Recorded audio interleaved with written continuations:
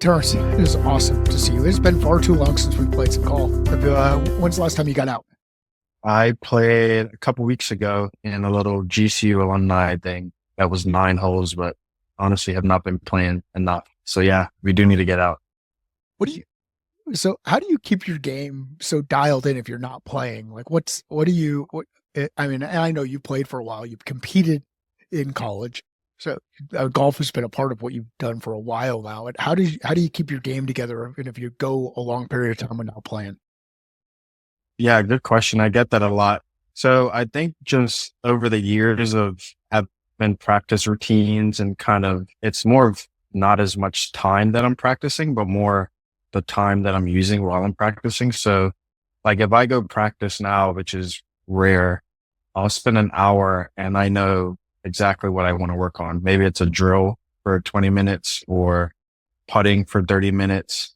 So it's very like specific on kind of what I want to work on. So then the next time I go play, I know I'm not going to be too far off from where I was the last round. How have you developed your routine around that? That's a good question. Routine. I mean, I would say over time, I've worked on enough of each part of my game where I know if something falls apart in my iron play, I know what the problem is. So like for me, my biggest swing flaw that I always come back to is kind of an early extension. So I know that if something's going on in my swing, if I look on the camera, it's probably that mistake, and I know the drill that I need to fix it. So I would say nothing really. Don't really let anything get too far out of line, and it's pretty easy to fix because my issue is usually the same thing most of the time. Do you use a lot of camera work to keep track of stuff? Yeah, I definitely do. I used to work for a company called Coach Now, which is like a coaching app, and I still use it with the lessons that I give and stuff like that. And yeah, it's so easy. So I just set up the camera.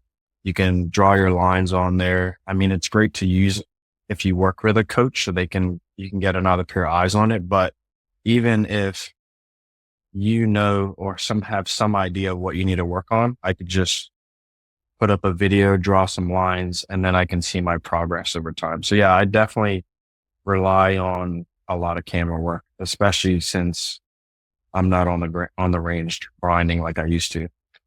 So you say draw some lines. What do you mean by draw some lines?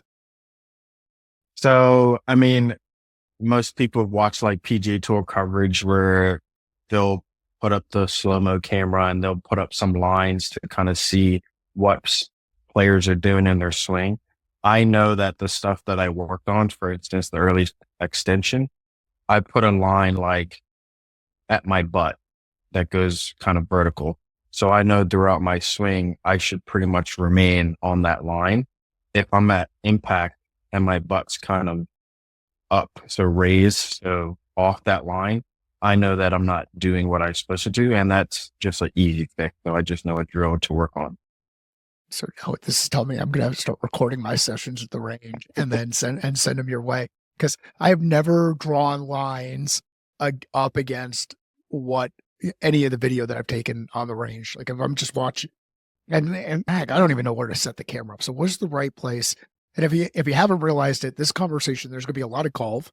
We're also going to get into business, and we're going to get into the connections between those things. And Terrence and I met through Twitter, and through Twitter ended up getting to the point where we got out there and played around out at Ken McDonald. And Terrence has made it out here to play on the course that I play at whenever I get a chance to. And I'm in one of those weeks where I've only played 7 holes this week, and I typically will get 3 9s in a week.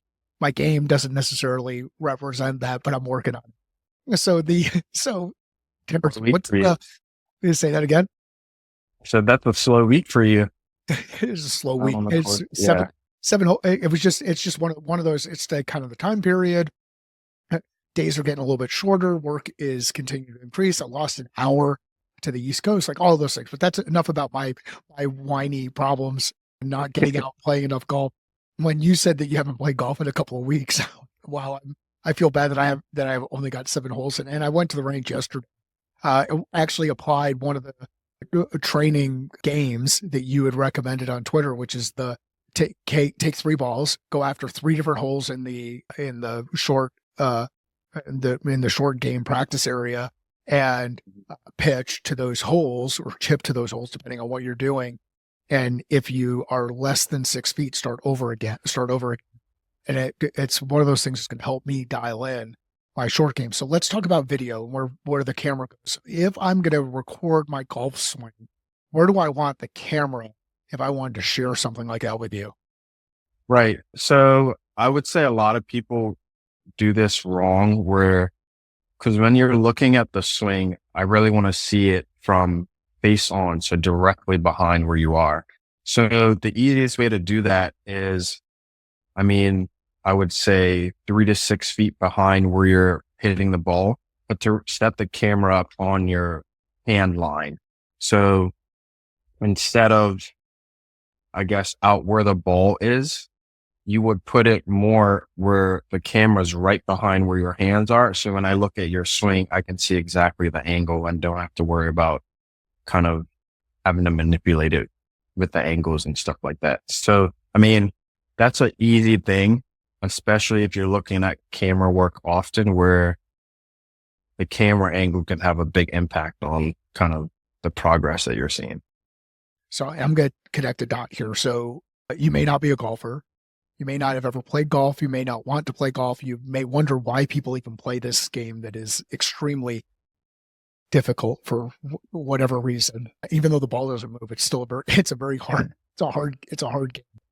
And that's probably why what makes it hard is the fact that the ball doesn't move, and there's so many other things that happen. But the connection here is if you are looking at data or you're looking at information through the wrong lens or through a different perspective, it can completely throw off the information that you're looking for. So where I typically would have put the camera right about where the ball was, and let's say that I'm always have that same ball position, or I just kind of throw it behind me. Now, what I realize is it's actually going to be better for someone like Terence if I've got it right at that hand line, so that there's some consistency in the way that information is, that we're looking at the information. It's really, really cool stuff. And it just applies whether we're talking about business, we're talking about golf, or we're talking about life. What lens are we looking through the challenge? What data are we looking at? And how is that perspective impacting what we're doing? So, Terence, it has been awesome getting out and playing golf with you. How'd you come across the game? Like, did you know that you were going to be a golfer? Not at all. So I'm the oldest out of 4 brothers, and we played a lot of soccer growing up. So soccer was my sport. I didn't get into golf till I was probably 11.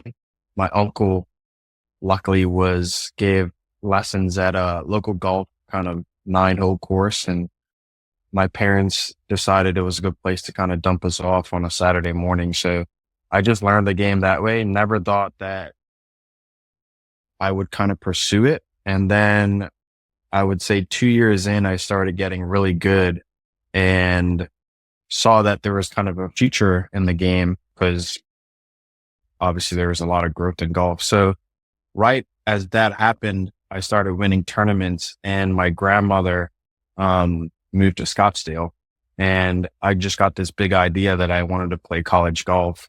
No one in my family had gone to kind of a 4-year college before, so it's kind of a perfect opportunity for me. So I moved out to Scottsdale, kind of kept at it, and then got a golf scholarship to GCU, and then the rest is kind of history. So it's been a huge part of my life. I've met some amazing people like yourself, and been kind of all around the world, being able to travel and compete. So yeah, I love it. Didn't think it would happen this way, but that's just like a lot of things, right? What's something that you love about the game? I would say now, early on, I loved the competitive part of it, because just, being young and sports and being an athlete and wanting to win. But now that I don't play as much, I would say the community is probably the best part. Just like meeting people. It's such a way to like connect like diverse people from different backgrounds. So that's what I love about it. I've met people that I would not meet if it wasn't for just getting paired up with a random person on like a Saturday morning, and then you go out to beers and next thing you know, like you're close friends with them. So, I mean, that happens in other sports, but what I've experienced with golf is like second to none. What? Why is it a hard game? I would say it's hard because the toughest thing about it is like it's just you're against yourself. So it's not like obviously you're playing against people in your group, but I feel like most people that aren't very competitive, they just want to beat their score that they shot maybe last week or their low round or break 80 for the first time. So it's I mean, and that's kind of what got me hooked. Like I was a soccer player, a much different sport with a team and everything like that. But playing golf, I wasn't good at it at first. And most other sports and games I was really good at. And I used to beat all my brothers and that's just how it was. So when I started playing golf, it was, damn, I suck at this. Like most people, like when you first start, I mean, you're not going to break 100. And then it's just this continued thing that like never ends. Like I've been playing over 20 years now and I can still go to the range and like grind out for 2 hours because I'm trying to like get better still after like 20 years. So yeah, that's the thing that kind of drives me and makes it fun is that you can always learn and get better at. It is such an amazing sport. And I didn't pick up playing the game until super, super, super late. Like I played a little bit with friends when I was working in one of my first jobs before we had kids, and we would just periodically get out and play and hit balls. And back then, my goal was I want to be able to hit a ball within 5 feet of wherever my target is. So that was my goal. No matter what. Yeah, thanks for laughing. And that was kind of the laugh that I got from people like, "What do you mean hit with 5 feet? Like any club? If I'm going to hit it 125 yards, I'm going to be within 5 feet of that target," and realized that is not a realistic goal or expectation. And then we had kids, and I went years without playing. I play once a year in a charity event, and then COVID, and golf's an essential business out here in Arizona, and there were a number of things that were going on. Like the match was on. I forget who was in the first match. Who was in the first match? Was it Steph Curry or was it before that even? I forget, but they had the first match, and we're watching that, and Andrew, my youngest, and I were watching it.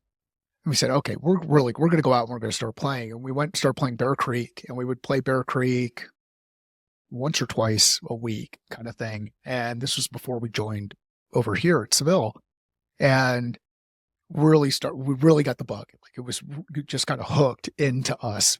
So I didn't really start playing again until 2020. And I can't believe that I've allowed so much time to go between hitting balls before, after, and not taking advantage of something like Karsten when I went to school at Arizona State. And that course doesn't exist anymore. But it is an amazing game. It is one of the things I really appreciate is you can always get better and you can quickly get worse. It is, I think one of the frustrations that Jen has with the game is and as a family, we're playing more. Like when we go on family vacations, we'll play either 9 or 18. In this past one, we played 18 scramble, 2-team scramble, me and Jen versus the 2 kids, Sean and Andrew, and we beat them. And so we have that trophy. I think there's this frustration of, hey, it's hard to hit the ball, and I think everybody's looking at me. Do you see that insecurity pop up in people that you train or people that you're working with or people that you bring out and play the game at first? Yeah, I would say it can be like kind of tough because especially for beginners, they're seeing you hit it like, I mean, 250 or a good drive. But I mean, it's like going to the gym. It's like you see people at the gym, people are different shapes and sizes. Everyone's kind of on their journey, but everyone's kind of getting better. That's how I view it. It's like But in golf, you're playing in a group, so it's like you only see the person that's really good hitting it 250, and you're like, why can't I do that? But that, I mean, I think it's very similar to a lot of different stuff. I mean, business as well. It's like you got to work at it, and because it's an individual sport, it's like you got to put the work in yourself. There's no one that's going to really do it for you.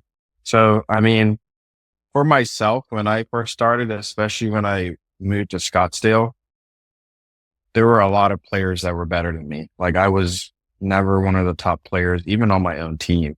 So I think what helped me was playing with players that were better than me and kind of seeing what they do, not necessarily technique, because that comes over time, more like the routine or like how they do their pre-shot and what they do after their shot. Those are the little things that I think will, or what club are they using around the greens that are like, okay, well, I would never do that. Why do you use it? Well, then you start doing it and then you make those little improvements. So yeah, I think definitely playing with people that are better than you is the easiest way to kind of improve at like a rapid pace, or was for me anyway. It's a cool, and it's a cool way to learn the game and see what people are doing. I think one of the things we talked about at one time when we were playing is like, how do you think about a shot, like a shot out here in Arizona? We have a lot of rock on the outside of fairways and rough. Then you get into the desert area, and the thing that you reinforced to me is it's all about that lie. Like where is the ball? What my options are driven by the lie, and what kind of contact I can get, what kind of swing I can get on a ball. And I never really thought about it that way. I was always like, hey, I'm in the desert. I'm going to go hit my desert club and see what happens next. To kind of add on that, one of the biggest things, so when I was in college, one of my teammates, and I'll never forget this, we were at a tournament kind of before we had to go out, and they had a pool table, and I had never really played pool, and I was like, hit one ball in, hit the next one. And he was like, hey, you got to think about the next shot. Like, so yes, you can get that one in, but good pool players, as you probably know, they're thinking 1, 2, 3, 4 steps ahead, kind of like chess. So the biggest way to improve in golf is like thinking about not necessarily the shot you're hitting, but like, okay, what's going to give me the best opportunity to like make my par versus, or make my bogey versus let me just hit this and then I'll figure out the next shot when I get there. You're talking to somebody who has no clue about what course management is. Like, Yeah. that's part of this challenge. So let's talk about it in the context of business. So how can you apply how do you apply your thinking around course management in the way that you either work with clients, in the way that you've done in customer success roles that you've been in before, or the way that you think about some of the business initiatives that you're working on right now? How do you connect the dots between what you know about golf and maybe course management and business management? Yeah. Crazy enough, I mean, one of the things that I'm most grateful about with golf is that there's a lot of lessons in golf that are in kind of life and I guess in business that you can apply to so many things. Um, so I would say as far as the connection, planning. So, I mean, for me, a lot of stuff that I do in my professional and for business is I get an idea. I kind of want to just run with it. But one thing that I've learned is to kind of take a step back, and obviously following a lot of stuff that you're doing is, why am I going to waste a week, a month, just kind of going at this, or I can sit back for a month, plan it out, and then the next 6 months kind of be able to measure what I'm doing wrong, what I'm doing good at, and then kind of go on that path. So I think that's probably the connection. There's obviously a lot more with golf and business and so many other things as well. What are the ones? Yeah, how do you think about club selection on the course? So for me, so club selection, like you just talked about, is a lot of the pre-shot stuff. So if I'm walking up to the ball, even before I get to the ball, I'm thinking about where the wind's going, where's the pin, do I have trouble left, right, short, long? And these are the things that I think new golfers can help improvement without having to like go to the range, because I have all this kind of computed in my head at when I get to the ball. So then I know it's either a 6 iron or a 7 iron versus getting to the ball and then having to make all those adjustments and then figuring out what club I want. So it really depends on, I mean, with golf, there's just so many factors. So if I have a bad lie, am I in a divot?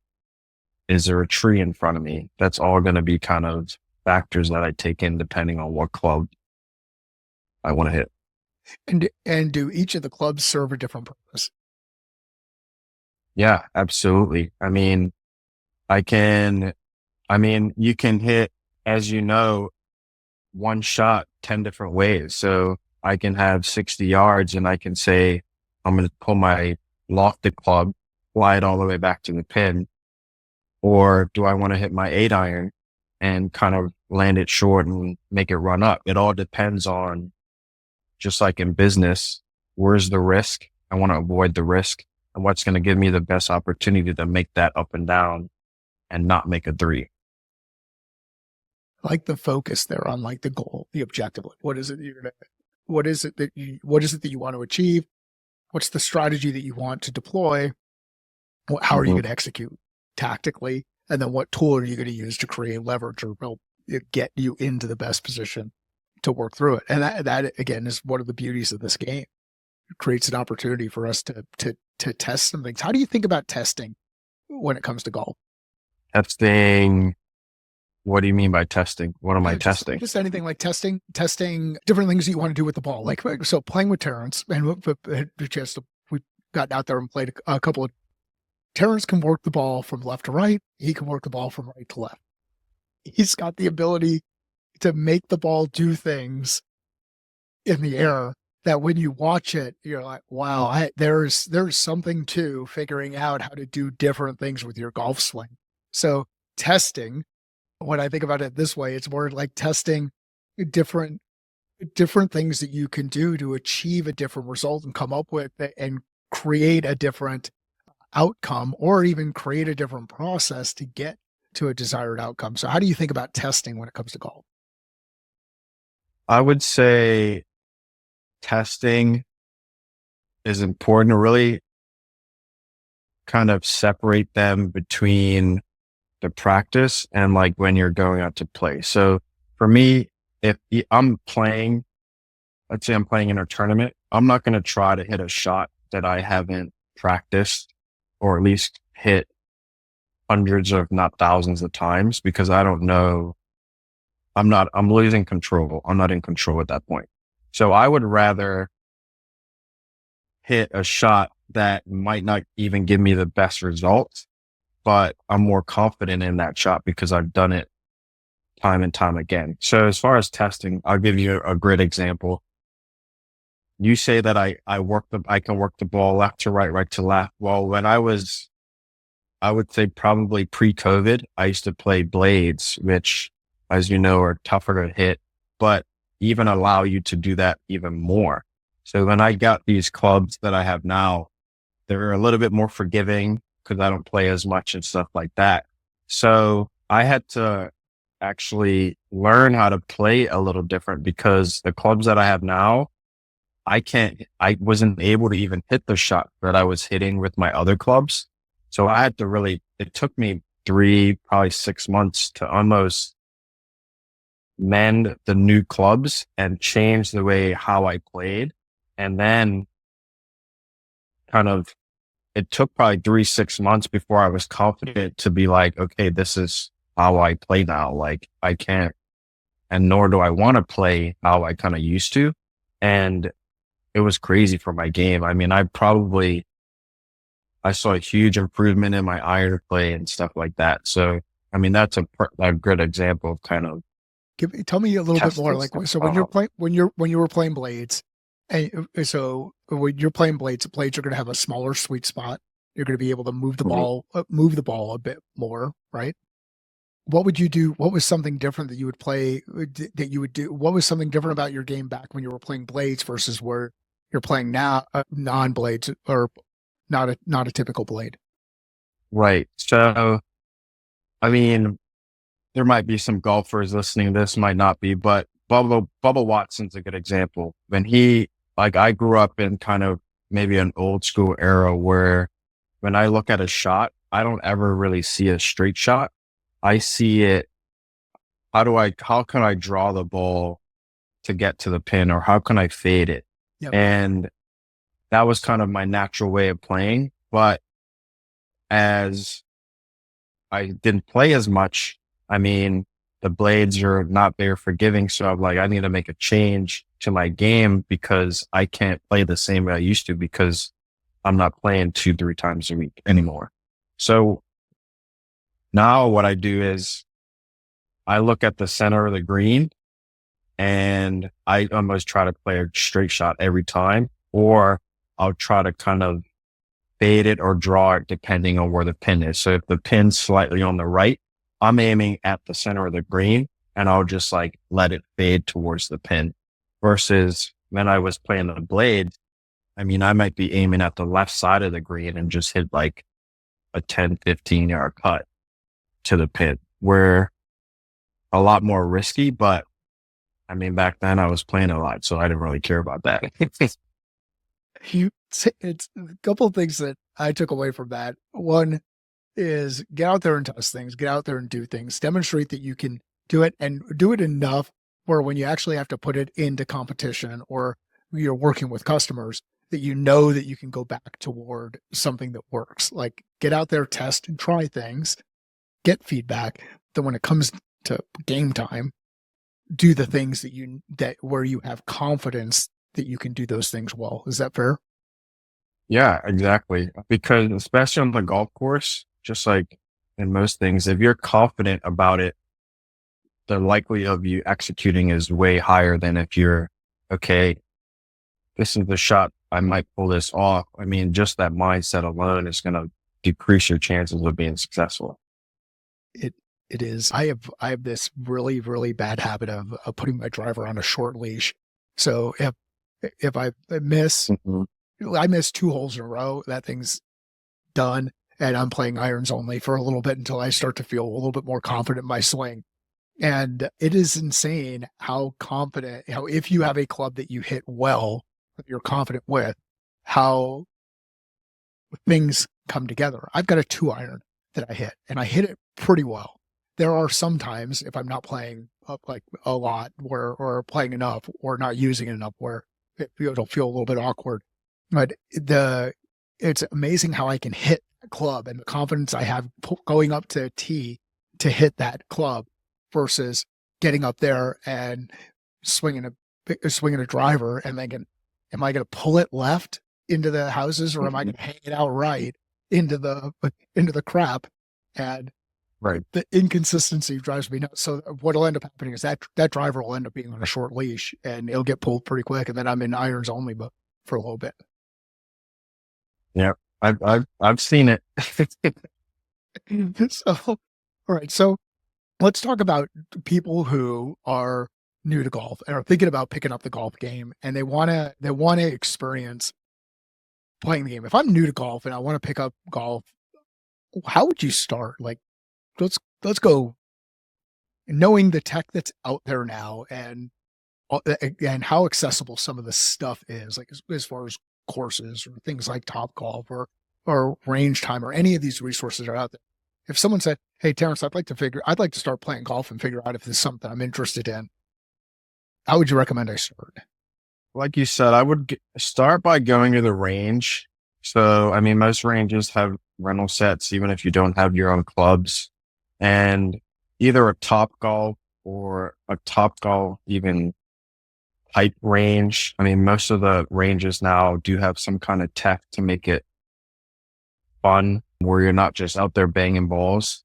But then I think the next step would be I think a lot of people are scared to take lessons because I don't know, some kind of pressure that they feel. I think the best way to kind of get over that is to do group lessons. So clinics, and most clinics are pretty inexpensive just because there's a lot of people.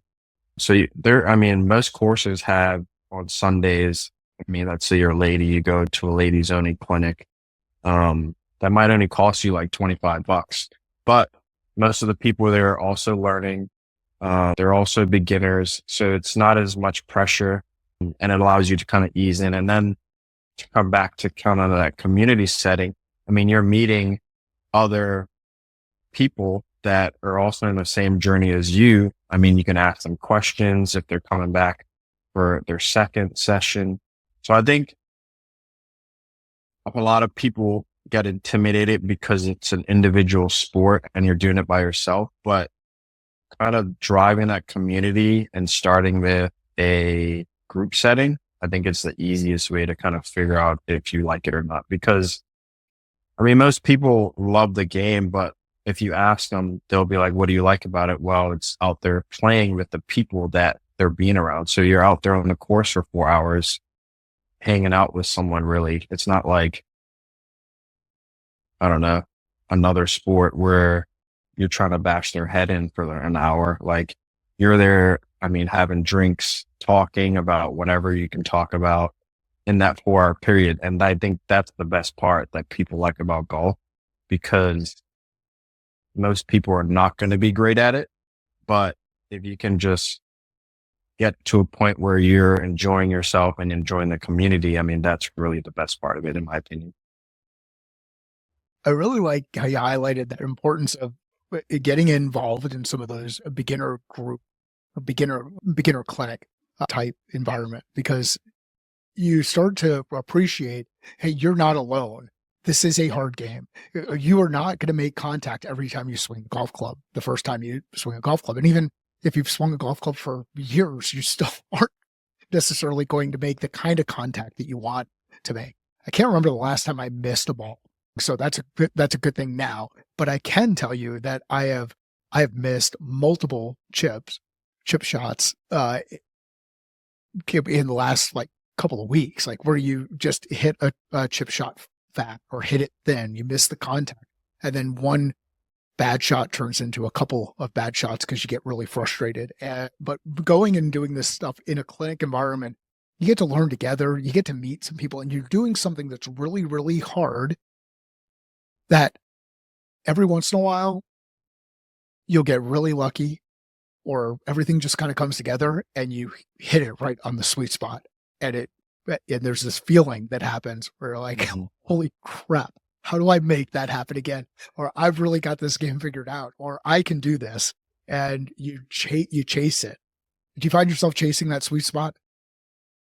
Yeah. I mean, it's like an obsession, like what they call it, getting bit by the bug. I mean, especially because I mean, like most people, you're not great at it. So I think most people want to have that drive to be good at something. So they're like, I want to hit that in the sweet spot again. I want to hit that drive 200 yards. I want to make my first birdie. It's like all that stuff. And then just never stop. So it's like, then I want to break 100. I want to break 90. I want to break 80, 70. Like, and I mean, it never ends. So yeah, I love it. And the community part is in my opinion, the best because you're doing stuff together. I mean, I recently gave a lesson to a young married that recently got married and they're looking for kind of hobbies or activities to kind of do. The wife originally came and got lessons from me and then told her husband, and they're both like former athletes. And now they're out kind of playing on Sundays, competing against each other. And it's just another thing for them to do and connect with. It is. It's one of the coolest things that's happened with us as a family that when we go on vacation, we'll play and we'll play. And Jen and Sean are both 9-hole players. Andrew and I we'll play 18. And if we do a scramble and get through 18, even then sometimes a family will get a little bit tired. But one of the cool things about doing it because you get to see the environment that you're going and visiting. Like if we're out in Orlando, you go out and play some courses that are in the middle of the swamp wilderness, and you see hmm parts of Florida that you're not going to see when you're walking around a theme park or going and doing all of the other typical tourist type things. We were in Hawaii for Thanksgiving and we played Colina, and it was absolutely amazing. I mean, the views were unbelievable, and you get a sense for kind of how elevation changes on the island, how the grass is just in different parts of that environment. And it becomes a really cool thing that you can do together as a family, especially if you do kind of what we're doing, which is play the scramble, where we ended up playing a lot of Jen's shots where I was all over the place off the tee, and we were able to play her forward tees and she just punched it out. So Yeah, put us in a perfect. good position. And just so that it's recorded, we beat the kids by 3 holes and 8 strokes, and Wow. it was good. It was good stuff. And you've seen Andrew play. Andrew carried Sean, Yeah. and Jen carried me. So we we had a good time. Let's talk about. I want to go a little bit further into the community stuff because I know you're working on some things on that side. Before we go there, you had posted something. I think it was on Twitter the other day about being in the top what percent of golfers. Yeah. So it was like 99.5%, something like that. And how cool is it that there's all of this data that's available where you could go through and you can say, look, here's where I am. Here's how things are moving. Here's where there's some opportunity. So how do you use data when it comes to golf? And what are some of the things that you're tracking? And why is data interesting to you when it comes to this game? And we'll also connect this back into business. Yeah. I mean, I love data. Well, one, the company I work for now, we collect data. And as someone that in my position that works with customer success, a lot of the things that I do are driven by data. So in business, I love data and I'm like, how do I apply this to golf? So now in the last kind of, I guess, 4 or 5 years, there's been so many apps. I think you use like the Garmin app or something like that, where you can look at your golf game kind of on at an overview level and see what exactly is going wrong. Cause a lot of times people were like, why am I getting worse or something like that? Well, you're hitting 80% of your iron shots on par threes to the right. Well, you're hitting 4 putts on a green when you can maybe limit that to 2 putting. So I think that data really allows you to go back to the practice green or the practice range and focus on the stuff that you need to instead of mm, stuff that you don't. So we always want to be improving the stuff that we're worse at so we can kind of improve our overall game. And I think data and stuff like that really helps, even more so if you're working with a coach. But these days, there's just so much data around that, especially if you're playing golf once or twice a week, you should be getting enough data where you can kind of build your own practice sessions and know what you need to work on. It is absolutely amazing and disgusting, the kind of data that you get. Yeah. And it is, so I keep track of my stats in the Garmin app. And I think you use Arcos. Do you use Arcos? I've used it right now. I'm using I think the Gin app, but yeah, I've Okay. used Golf Shot in the past, but yeah, there's lots of options these days. And I would look at, so like right now, my handicap is going in the wrong direction. I've been in a rut now for a good, yeah, now it's about 12 months. And so I am currently playing at a 15.3. I had gotten as low as an 11.2. And when the handicap, and when I look at my current drive, approach, and chip, I'm in the top 86% on my drive, top 90% on my approach shots, and 52% on my chipping. So, so there's I can look at this and There you say, go. hey, you know what? If you want to figure out some parts of your game, go address the short game. And then the other piece that I absolutely need to address, which Terence and I've talked about, is the course management. You do We joked, what was it? One day, I think I asked you, I said, what would happen if you were the one, if I was still, I'm playing, so I'm the one executing the shots and you're managing me on the course. What would happen? Oh yeah, What would happen with my game? right. And that's funny because that's why you'll see some people that go out maybe on the vacation and they to a nice course and they hire a caddy and they've never played with a caddy before and they shoot like 5, 6 strokes lower than they normally do because the caddy's like basically babysitting them around the course. Hey, why are you hitting that 7 iron? Just hit the 6 iron like you should. But just having that person there telling you makes a huge difference for some reason. Well, it's like, and it's this piece where you're talking about the importance of coaching. Like this coach can help you get out of your own head, avoid some of the biases that you have, overcome some shift perspective and overcome some blind spots. And you don't have to make the hero shot, or you don't have to make the shot that you make 1 out of 10 times on the range. And you think you're going to be able to make it that next time that you're on the golf course. Right. I mean, yeah, we see that all the time. Oh, I hit how far do you hit your driver? Oh, 300 because they hit that one drive like 300 like 2 weeks ago. It's like, it's not really how it works.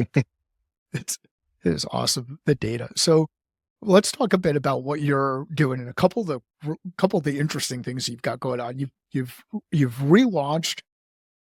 Was it a relaunch of the newsletter or a launch of the newsletter? I forget. You've got a new newsletter that's out there. Yeah. Launching the newsletter, that's kind of a new thing that I've been working on. I mean, we're talking about community and just lack of, I guess, golf content. So I saw an opportunity and yeah, I think there's a lot of golf and content to share, especially in the Phoenix area. So why local? Why go local with something like this? What's the benefit of going local? I feel that I've gained a lot from kind of the Arizona golf community. So one, I guess it's a way to give back and to kind of bring the community more together, and also a way for me to find more people like you who just want to play. So I think it's just easier that way. And yeah, that's what I decided to do it local just because, I mean, I've lived here for 20 years now. So I have not a lot of knowledge about just the scene in general. So just felt like the easiest way to kind of apply that to all players, not just players that are kind of elite, but more beginners, average player, just people that would love the game. I can tell you, I was really happy when Biz got into it with the golfers at Houston, that you were not part of that crew of golfers that he got in a fight with over at Houston's. Do you know what I'm talking about? Oh, I recently saw that on Twitter. Was it a hockey guy? A hockey guy. Yeah. Yeah. Yeah. Yeah, I saw that video. I mean, they look like a bunch of Canadians walking off the golf course. Let's talk about community. What is community to you? Like, how do you define community? I would define community as people that you engage with that have kind of same interests as you. So, I mean, if I say community, that could mean the golf community in Arizona that's kind of growing, expanding, but it could also mean, I mean, I also play on a soccer team. So I also have my soccer community that we all love soccer and still play and stuff like that. So yeah, people that you're engaged with and kind of have the same interest and kind of like the same things. It's cool. Like you just highlighted, you can be part of multiple communities. Yeah. So yeah, like I would say a huge part of that for me is the golf community, but I mean, I like sometimes to a fault, I'm passionate about lots of stuff. So like I watch all different kinds of sports. I'm in my fantasy football playoffs for the first time this week. So that's another community that I have a group chat and we talk about stuff like that. But yeah, I mean, I think that's one of the best parts and another reason why I wanted to make it local for Arizona is that within the golf community, there's also like these other communities. So maybe you come in because we all like golf, but I mean, within that golf community, You all might like, I don't know, business, or trying to all start your own company, or like to watch basketball and go to a Suns game. I mean, it all kind of, there's a lot of overlap, and that's kind of one of the reasons why I wanted to keep it local. Or you despise the New England Patriots? I love the Patriots, but that's another story. So, I'm going to see them this weekend. They're playing the Cards. are you going to the game? Yeah, I'll be there. Awesome. It is. I went when the Cards and the Jets played, and I went from a high level of excitement watching the Jets warm up and looking like a professional football team to a huge level of disappointment and leaving before the end of the third quarter. Because it was that frustrating. Plus that PIR was going on that weekend, so traffic was going to be crazy. And I was fortunate; someone had given me the tickets. I had said that I wasn't going to I wasn't going to pay money or drive out there to the game because was not going to support the trash that this team has put out on the field. And then the tickets came up, and I went. I couldn't help it. And then I was out there, and I was watching it, and I was like, "Oh, what are you doing?" Like, they just rip my heart out. But ASU is doing some really good things, and it's given me confidence in football again. So, Terrence, we've kind of gone through a wide range of things. We've talked about like the technical aspects of golf, some of the frustrating aspects of golf, the data that's available, the value in being around community, how difficult the sport is, how awesome the sport is. We kind of touched on a little bit of the business side, but how would you connect the dots between golf and starting business? Great question. I mean, just like we talked about a little earlier, everyone, or almost everyone, sucks at golf when they start. And I think business is a lot of the same crossover where, especially if it's starting a venture of your own, you don't know what you're doing. You realize that you need to wear a lot of hats. Even if you're an expert in whatever the business is, there's some parts of the business that you're going to be clueless in and you're going to need some help. So I think that kind of crossover with business and golf is the same, because you need help in golf. Like, you can't do it by yourself. And a lot of that's the same in business, where you can't be afraid to fail, and you have to kind of work your butt off to reach those goals, because just like, they're not easy, either one of them. So the trajectory is usually the same. I mean, you're going to get worse before you get better, but you got to learn how to fail fast and be okay with it. Well, and like you were talking about before with the sweet spot, like sometimes you'll have a conversation, you'll hit the sweet spot. You have a really good discussion with a potential customer or a customer or whatever it is. And you feel like, wow, I've arrived. I've figured it out. And then a couple weeks later, a couple months later, you hit one of those bad shots. Things go completely wrong. Things start falling apart, and you just completely lost your swing. And you'll doubt yourself. And this is where Terence has been talking about the importance of community can really make a positive impact. You can lean on others, share experience, learn from others, be around people like he was talking about before who've played the game for a long time and might do things a little bit differently, and then ask yourself, hey, how might I apply it? Anything else that you could think of as far as the connections between business, and whether it's early stage or a little bit later stage, or roles inside an organization, business and golf? I would say, I mean, just like golf, it's a long journey. And like we talked about with the management and planning, I mean, golf is 18 holes. So yes, you want to birdie every hole. That's probably not going to happen.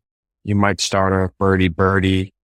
I mean, some of the best rounds I've ever played started with a bogey.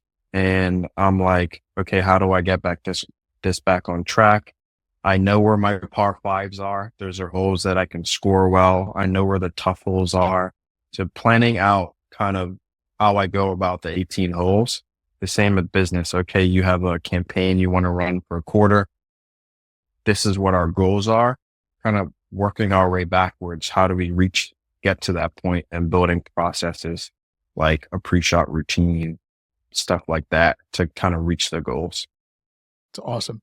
one of these days we'll have a conversation around why I play par fives like crap for whatever reason. It's disgusting. Like I average.